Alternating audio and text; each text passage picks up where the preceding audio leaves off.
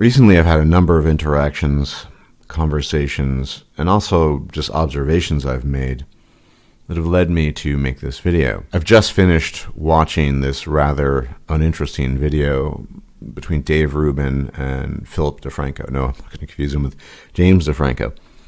And towards the end of the video, Philip DeFranco concedes that he is indeed a carrier and that his father suffered or suffers from PKD, which is polycystic kidney disease. It's an inherited genetic disorder, and it's basically, well, what happens is there are clusters of cysts form around the kidneys, and they can enlarge, and it can make, basically you can lose your kidney function over time, then you need to be on dialysis. To the best of my understanding, I'm not an expert in this. I could probably research to be more of an expert. I'd heard of it. I know the basics. It's not fatal, but it's not exactly the best condition to have.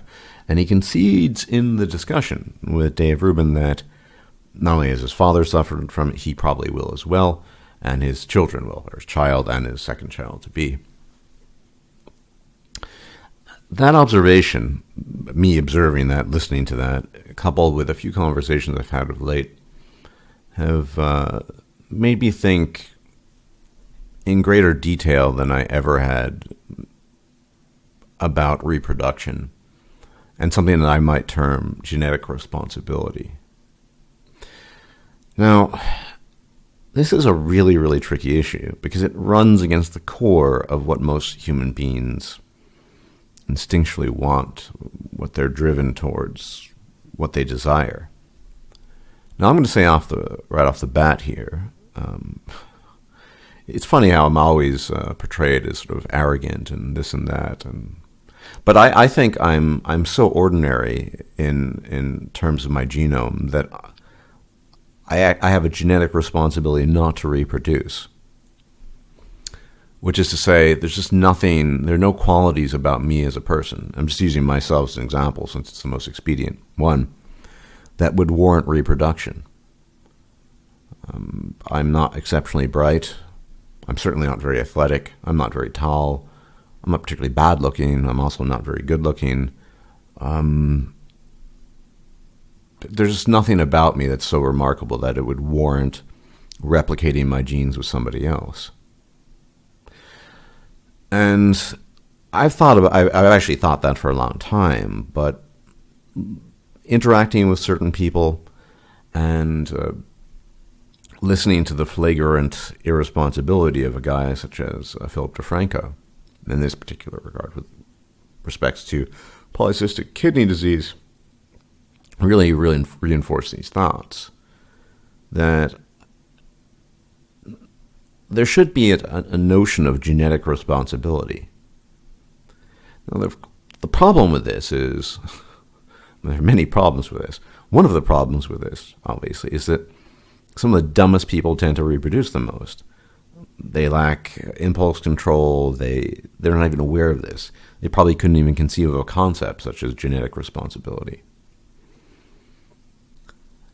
And I'll tell you something else. If I were a superior genetic specimen, if I were, and particularly in regards to intellect, I think intelligence is the most important resource humans have. I'm just not that smart. But if I were, say, 2 standard deviations above what my IQ, which I tested way back in my 20s, early 20s, is, and by the way, that's in the low 130s,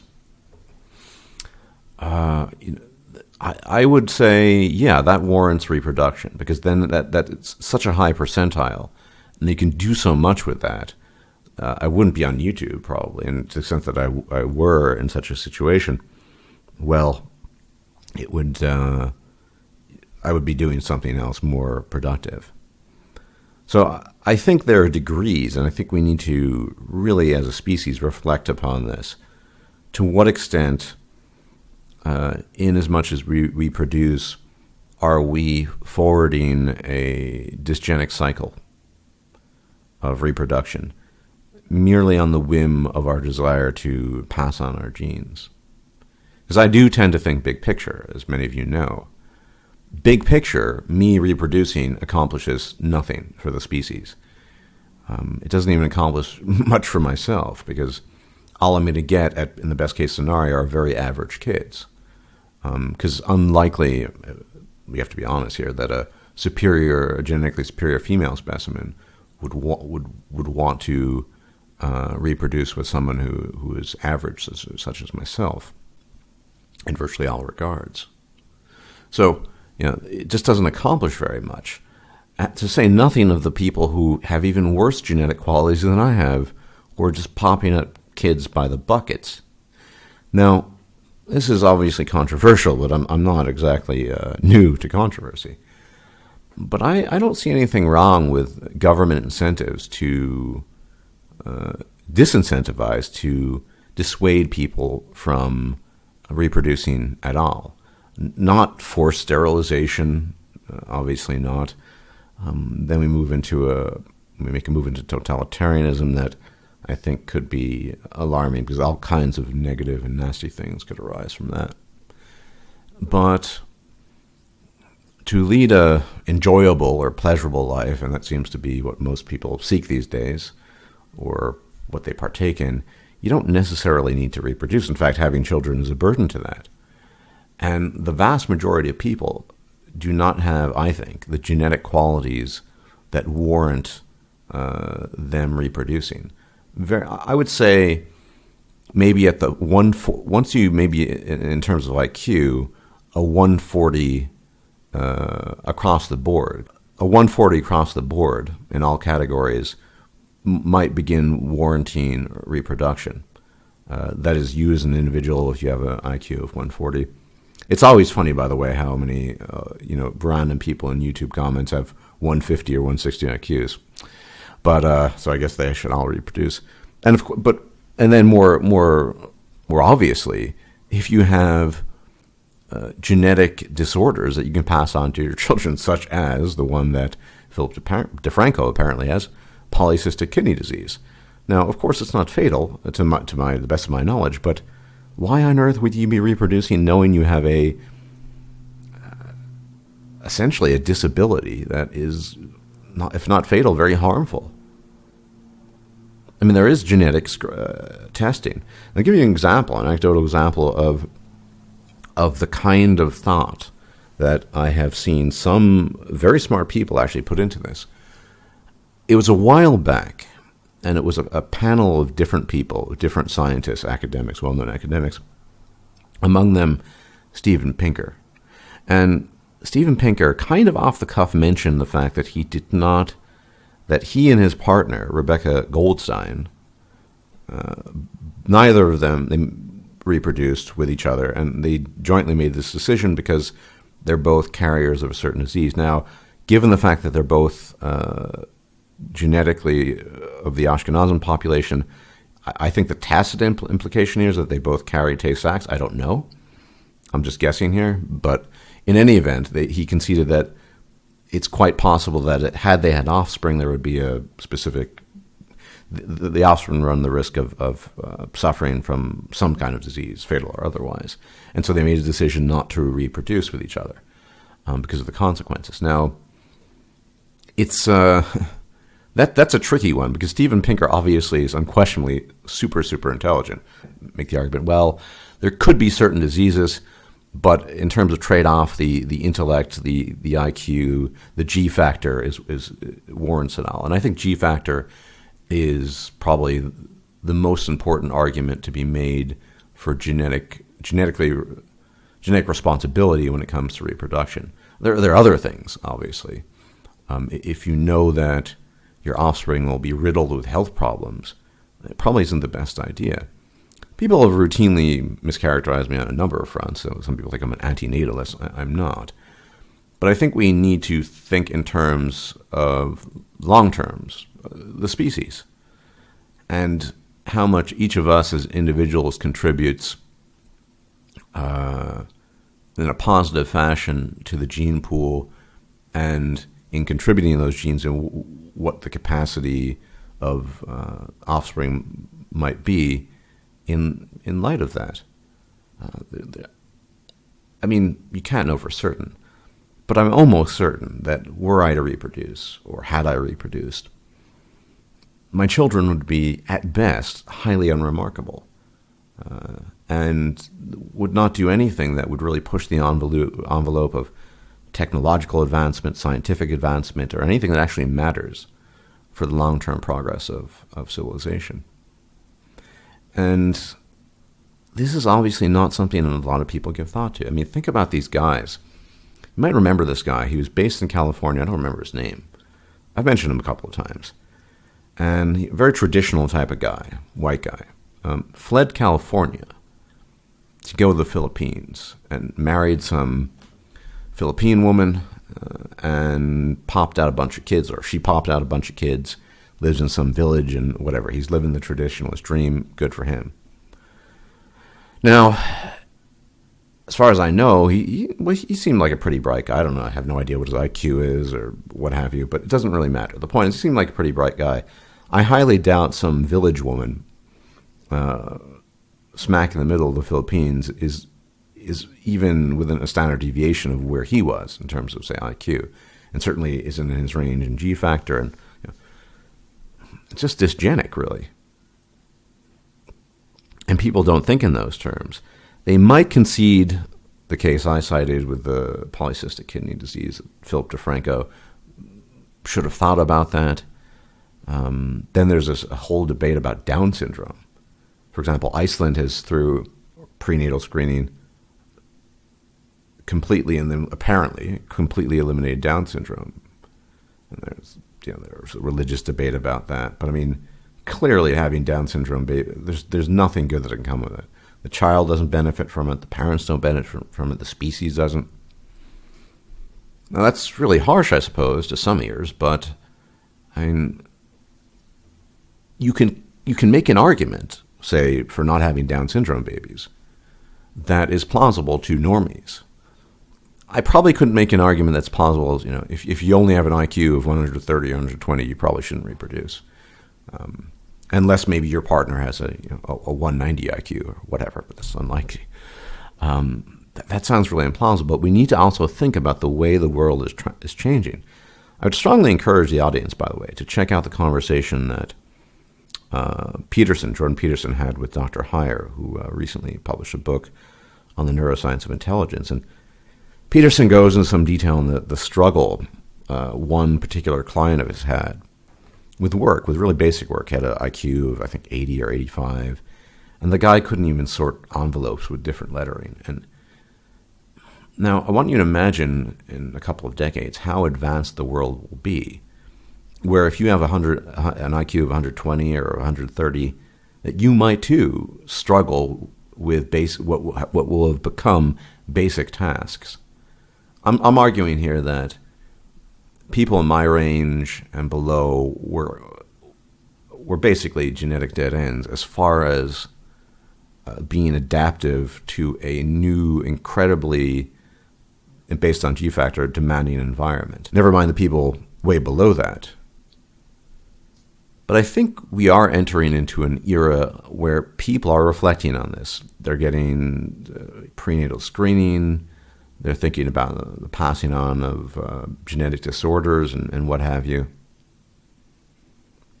But I don't think they're thinking about probably the most important things. And once again, intelligence is the most important resource. Heyer, in the conversation, offers a hypothetical scenario. It's a metaphor, he says, and obviously it is. Imagine you could offer an intelligence pill like fluoride in water and improve dental health, and the world mean IQ across the board becomes 100, and how everything. I mean, imagine, because that also will push up the distribution curve on the right, and how many more people will be to the right of that. And the stuff is coming, by the way. It is coming. And I think we as individuals or groups need to think about a sense of responsibility to the species.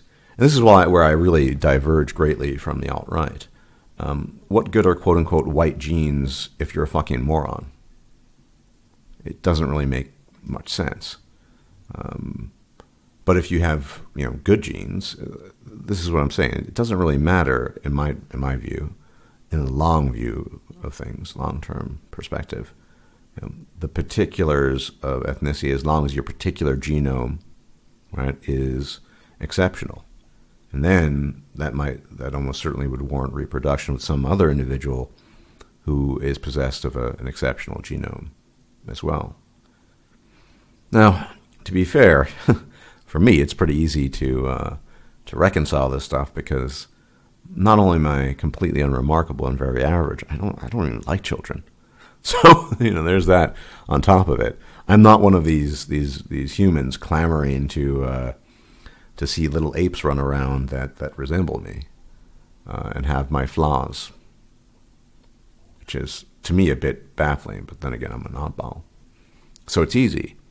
I think a far greater challenge is for a person such as Steven Pinker, who is unquestionably intelligent, if not brilliant, to make a rational decision based on his understanding of genetics, which I think is an iffy case because he is so smart. Say, well, it's too risky given the fact that he and his partner, Rebecca Goldstein, are both carriers of, he didn't specify, I'm assuming Tay-Sachs, I don't know, of some disease. But I think as we proceed ahead in terms of our understanding of genetics and what diseases are heritable and just to what degree everything is heritable, I think it's turning out to be the case that everything is potentially heritable. It's the first law of behavioral genetics as far as traits are concerned. I think it would apply to just basically everything across the board. That we really consider as individuals and groups, if our genomes warrant replication, or the passing on of our genes. I think it's something we need to seriously consider, as well as government, because we're stuck with government incentives for people below a certain threshold of IQ, as well as various diseases, potential carriers for diseases, to give them financial incentives to not reproduce.